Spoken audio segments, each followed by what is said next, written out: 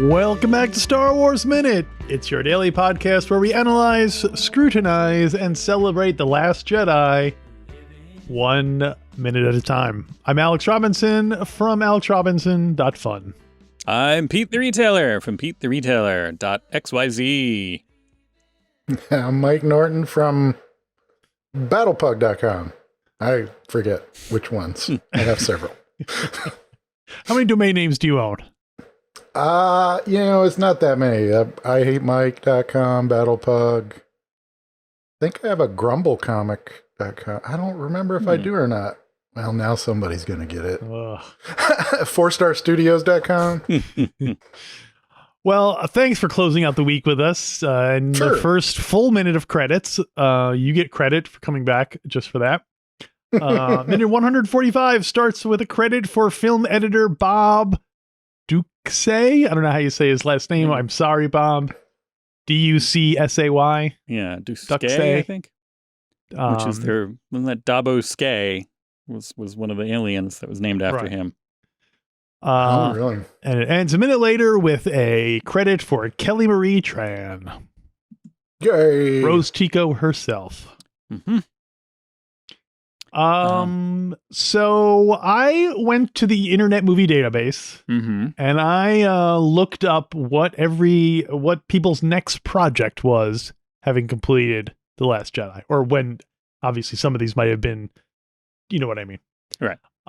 So Rian Johnson, his next project, Knives Out. We discussed it yesterday. It's clearly a hit. Got nominated for awards. Sequel coming out which has basically the entire population of Hollywood in it.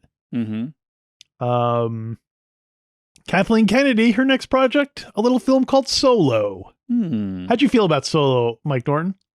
I liked it okay. There were a couple of moments in it that I mean, the basically the origin of anything in that movie just kind of made me cringe. Yeah. Like when he comes up with his name, when he the weird scene where he comes up with a nickname for Chewie, and it's like, why did you have to explain that? Yeah. It's pretty self-explanatory. He's got a long name.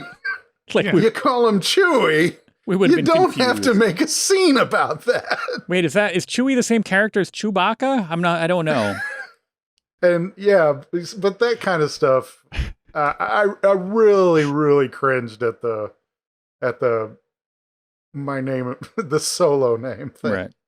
Other than that, it was real fun. I mean, Han Solo historically has been my favorite character in the series, and so it was worthy, I thought, of Han Solo. Oh, good. So we'll definitely put you down for a minute of Solo. Okay, sure. Mark Hamill, his next role, perhaps not surprisingly, he voiced the Joker in a Justice League cartoon. Justice League Action was a series. But what you might not know is he also voiced the character of Swamp Thing in that. And I could totally hear it. I could totally hear him doing his guttural kind of voice. He does a lot of voices. Yeah. It doesn't seem like he would. Yeah. He's just good at that. Yeah. Perhaps coincidentally, Carrie Fisher, this was not her last role.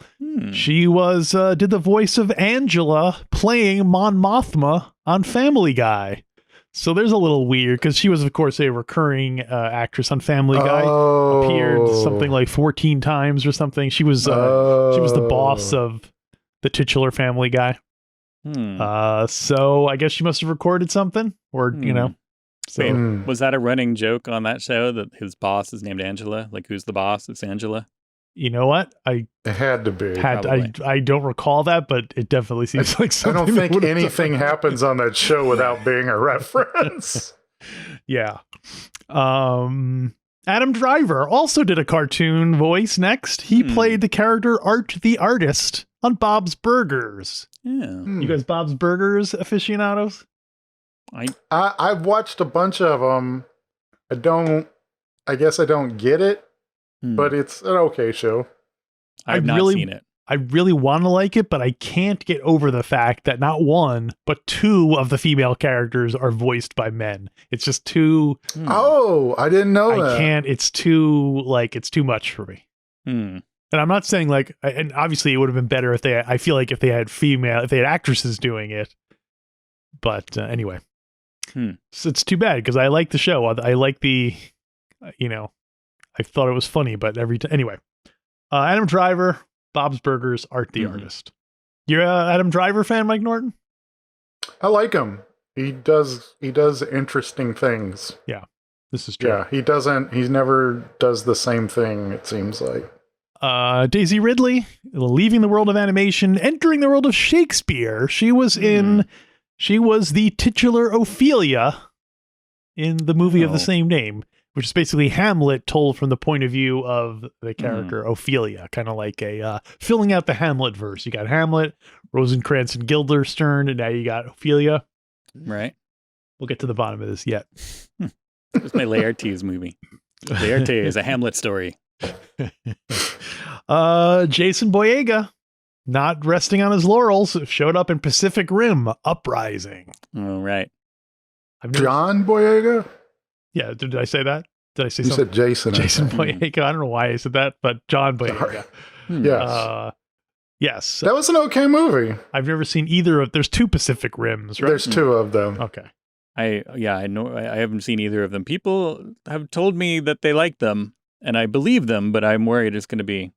I think he gets to use his accent in that, if I remember correctly. Did you see it? Because he plays Idris Elba's son, I think. Oh, they both get to use their British accents. Right. They're Oscar Isaac, also in a big popular one, Annihilation. Oh yeah, all right, with Hux, our old friend Admiral Hux, and Queen Amidala herself, and Natalie Portman. That's right.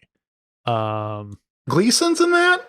Yeah, he's the reporter who's coming to interview Oscar Isaacs, who falls in love with the robot. Oh, no, that's Hux, right? Ex Machina. That's a different movie, yeah. Oh, you're right. What am I? Oh, yeah, you're right. Natalie Portman. I'm thinking of Ex Machina, which I think was directed. Ex Machina is also very good, which was directed by the same person who did Annihilation. Oh, that's why Oscar Isaac just kind of has like a little cameo appearance in it. Yeah. Reasonably sure that's true, but I apologize if people were misled, if that caused any inconvenience to people. Caused the pain that you've caused. Yeah, exactly. Controversy. You could edit that part out, right? Let's start over. Andy Serkis, of course, continued to work on, and this is one I'm sure a lot of people have seen, Black Panther. As what's that guy's name? Ulysses Claw. Claw. I was going to say Kang, but it's not Kang. It's Claw. No. They're near each other in the handbook. Right. I wonder what the proportion is these days. How many roles Andy Serkis gets that are computer roles versus him getting to show his face? Give us a call if you know the answer. Black Panther also featured our next actress, Lupita Nyong'o, showed up in Black Panther, crossing over in the. You look puzzled, Pete. I'm trying to remember, like it's your garbage pail kid. Yeah, I have a hard time kind of necessarily reconciling Lupita Nyong'o with Maz Kanata, because it's such an odd, different character and to use somebody again, to use an actor of that caliber just to voice a pumpkin is an odd thing, but. Apparently she wanted to do it. She wanted to be that. She wanted to try out the motion capture and everything. So it's totally her. I'm just surprised that she gets top billing over Donald Gleason. Right. Well, but she's more as far as the. I know billing doesn't have to do necessarily with how many lines. It's it's all sorts of behind the scenes wheelings and dealings. I forget, Pete. Did you see Black Panther? Was that the start of your MCU, your current MCU? I did see it. I liked it. I liked the Like a lot of Marvel movies from the middle of things, I feel like it's more like a middle Marvel movie than it is a late stage Marvel movie. And that I liked the world that it created, and I liked the visuals a lot, but the plot was kind of dumb. It just came down to two guys punching each other. But I love I love Wakanda. I'm excited for Wakanda Forever and the TV stuff that they're going to do. I want to explore that world more and see more of those characters. But and we of course heard the news as it was that like unidentified resistance monitor is going to be in the Wakanda Forever. Wakanda Forever, starring Mance Kanata. Donald Gleason showed up in something I know both Pete and I saw, and of course did not recognize him at all. He was in the Futile and Stupid Gesture movie about the guy who started National Lampoon. You should watch it. It's Oh, I think I started watching that. I I need to finish it. I remember it being pretty good. It has a lot of like celebrity cameos of people playing. Like, you get to see what's his name playing Chevy Chase. Yeah, I was just gonna do the same one. I can't remember his name now. The guy from the Community. Soup. Yeah. Anyway, you can see him and other people in it. Check it out. That's got to be frustrating for people to be listening to this and know what we're talking about when we don't. Yeah. Well, we do that to encourage interaction. So yeah, exactly. Leave it in the comments below with the name of the actor who we're thinking of. Oh, I just had it. Anyway, Christy Marie Tran. Kelly. Sorry. Christy Marie Tran and Jason Boyega in We Don't Exist. Those are the people who can't. If you can't afford John Boyega, get Jason Boyega. We'll throw in Christy Marie Tran for you. She was in a movie called Sorry for Your Loss. Oh, right. Where the lead actress was the Scarlet Witch herself, Elizabeth Olsen. That's correct, right? I got that one right. I think so. Yes. Right. Yes. I don't know anything about the movie, so can't say. There was something about that. Apparently it's good. Kelly Marie Tran doing a lot of cartoon voices in addition to, so that might be her, that she might be doing the Mark Hamill route. And you think they sat down and he was like, listen, kid, not a lot of people escape this Star Wars thing with their career intact. So let me set you on the right path here. Voice acting. Yeah, probably. You could do it in your pajamas, kid. Anthony Daniels, his next movie, Solo, a Star Wars story, where he played... No, he did not play C-3PO. Of course, he played Tak the Wookiee. Wookiee. Anthony Daniels played one of the Wookiees freed by the mighty Chewbacca from the spice mines of Kessel. It's funny that Anthony Daniels still wound up in the spice mines of Kessel, despite all his worrying about it. No, that's appropriate. I looked through his IMDb, and Tony Daniels has a lot more, not that he has a lot of not C-3PO work, but he has more not C-3PO work than I suspected. Yeah. I bought a vampire motorcycle. Wait, is that that's a movie that Anthony Daniels plays a priest who has to exercise a vampire motorcycle. I thought you were telling us you bought a vampire motorcycle. I did, but there's also a movie called... Did you watch the whole thing? Oh, yeah, I own it. Well, I let a friend borrow it. Oh, so you no longer own it. Yeah, I no longer own it. The motorcycle or the movie? Both. The last update I have is on Captain Phasma, Gwendolyn Christie. It was in a movie called Darkest Minds. Don't know anything about it. I have to go watch some movies. I wonder how she'll do in the future. Obviously, I mean, I could see her making a sort of being a genre person. Like, do you think we'll see her in like a contemporary drama, or do you think she's always going to be in armor and fighting and things like that? Yeah, it'd be funny to see her in like an office comedy. Yeah. She'll probably do a lot of different things. She's so great in the genre stuff though, because she is like a striking figure, right? You know? Yeah. But I'm sure she could be real funny. We'll see. Yeah. in Captain Phasma, a Star Wars story. Coming next year to Disney Plus. Well, that's all I have for all the cast of Last Jedi. You guys have anything in the credits strike your fancy? Well, the two early ones that we get, which I think are appropriate, costume designer Michael Kaplan. I think the costumes are great in this movie. This is true. Those Canto Bite scenes, whatever their flaws, you can't fault the luxurious costumes. Yeah.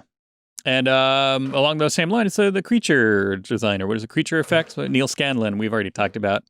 We've sung his praises before, and he's it's amazing how much of this stuff is actually live effects, like right, visual, in person puppets and masks. Puppets and gold masks. Standard. Yeah, this is what you compare everything else to. Yeah. So it's you kind of forget sometimes who the OGs are. Did we see Neil Scanlon in Celebration? Yeah. Okay. That was that was like, it was like seeing, David Copperfield or something, where it was like watching a guy levitate a broom on stage in a breakdancing routine. Like watching Boogaloo Shrimp. That demonstration of it was actually in Solo, the character from Solo with the 6 eyes, and that I was clearly had assumed was computer generated tomfoolery, and to have him just like take it out of a bag and switch it on, and the eyes are moving around, and he's just put it down on the table, and he was like, and it's this thing, and the eyes are looking at stuff, and he's very cool. It was sorcery from delight. I remember you reacted you got up and ran out. You were terrified. Yeah, I was like, the train is coming right at us. It's alive. My last note for this minute is there are no Petes in this section of credits. So I'll keep on the lookout for Petes, Peters, Pierres, Pietros, Pedros, certainly. We'll next week we'll try to unearth some of those. Pete is a perennial name, right? It's not like Tiffany or something, which like had a very fad. I mean, Peter's one of those names that's always. I'd even bet it's in the Bible. That's how far I would go is to think that. But so there's always going to be Pete's. Right. Well, I hope so. Well, sounds like that's. Do you have any thoughts on The Last Jedi, Mike? We've already asked you. You liked Hermit Luke. You were okay with the Porgs. Yeah, I mean, as a Holdo maneuver. Any thoughts on the Holdo maneuver? You know what? You can be honest. The thing that I came out of when I saw this the first time is I was like, I would love to take Holdo out of this movie and make everything that she did Leia.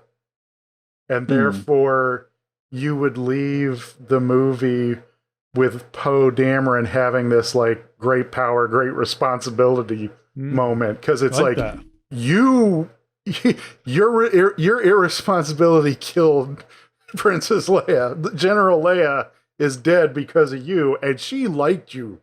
And then that kind of makes you, and I would have loved her flying a ship into a Star Destroyer more than flying through space on her own power. But I like the movie overall. Those are things that, I wouldn't have done it, but I've also never made a Star Wars movie before. So, yeah. So who knows? Yeah. It is also, of course, by the time this movie came out, Carrie Fisher had just passed away, or she passed away. Yeah. After the movie or before the movie? Before. It was after. Was it? Was it before? Yeah, because we'll see. There'll be a credit that'll make me cry next week. Okay. So it was before. It was after filming, but before release, basically. During post-production, I believe. Right.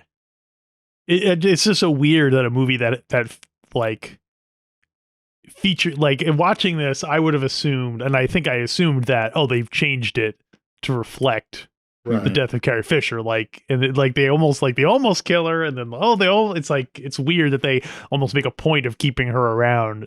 Right, and I thought, yeah. So the whole movie has a kind of almost like it doesn't know what to do with itself at some points, and I I guess I can't resolve that in my mind, but it overall, I often bring up a TV show that other people have problems with like this, and that's Lost. You know, I was a big fan of Lost, and everybody hates the last episode of Lost, and I was like, feel like that's the only way they could have done that. And that's how I feel like with this movie. I was like, I feel like in the end, this is really what they had to do. And I like it. I like it overall. So you like the ending of Lost? Do I think it could be better? Sure. I've never seen it, so I have no horse. Yes, I have no fathier in this race. I like the ending of Lost. Mm-hmm. I didn't mind the last episode of Lost as much. Earlier in the season, I had already given up because the entire season as a whole, the last season, it's kind of hard to deal with. But the last episode, of Lost, I had no problems with the last episode. There was part where there's like a bomb on a submarine, and they cut the wrong wire, and the clock on the bomb starts going twice as fast instead. And I was just like, that is dumb, and I give up. And I walked out of the room. I know our friend Josh Flanagan watched every episode except the last episode because he was so mad by the time they got to the last episode that he was just sounds like him. Of course he would do that. He's just powered by spite, isn't he? Hey, we all need something to keep us going in this topsy-turvy world of ours.